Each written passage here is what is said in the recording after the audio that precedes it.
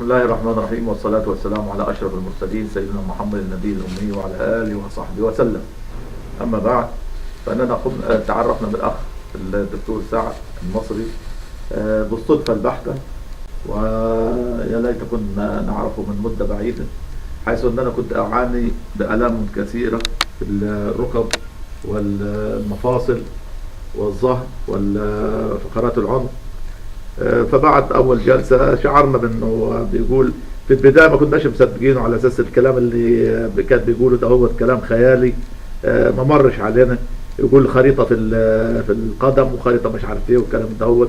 فقعد مسك القدم وقال لك لا، عندك مش عارف ايه في الدوالي، عندك مش عارف ايه في المعده، عندك مش عارف ايه في الجهاز البولي، مش عارف ايه الكلام ده هو.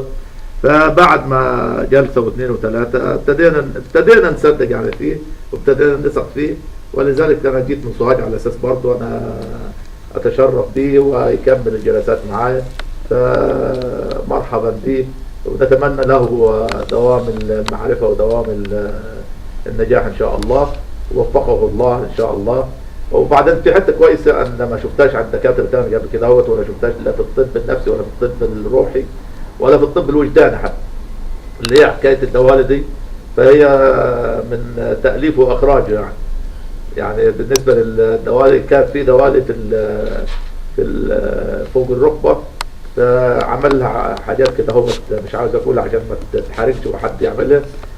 فالحمد لله يعني من اول جلسه ليها ابتدت تتلاشى خالص يعني.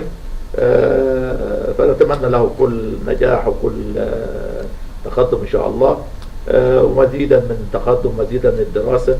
فارجو برضه ان يعمم الموضوع ده هو، ويا ليت يعني يكون عنده صف ثاني يعلمه يعني. وربنا سبحانه وتعالى يوفقه ان شاء الله. فانا برضه اتمنى منه برضه على اساس انه ايه، الجلسات دي مش ضروري تبقى 10 جلسات، يا حبذا لو ايه يعني ضغطها في 5 جلسات او 4 جلسات او 6 جلسات اقصى حد، على اساس انه دلوقتي مثلا في ناس برضه مكلف معاها بالناحيه الماليه، يعني ناس فقراء ما يقدروش يدفعوا الحاجات دي. فحبذا لو ايه يعني عمل مساعدات للغلابه دي، وعمل يعني حاجه لله عشان الناس تذكر. وبعدين دعوه راجل مريض كان يعاني من الم شديد وشفي، فالدعوه مستجابه.